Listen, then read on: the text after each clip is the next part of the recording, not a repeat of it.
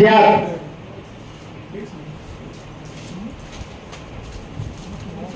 அந்த மைக்கு வேணும், அந்த மைக்கு வேணும், அந்த மைக்கு வேணும். அனைவருக்கும் வணக்கம்.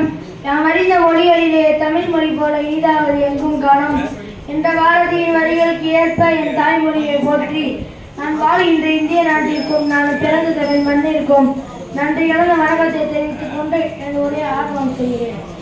அகர வரிசையில் பாரதியார் பற்றிய கவலை.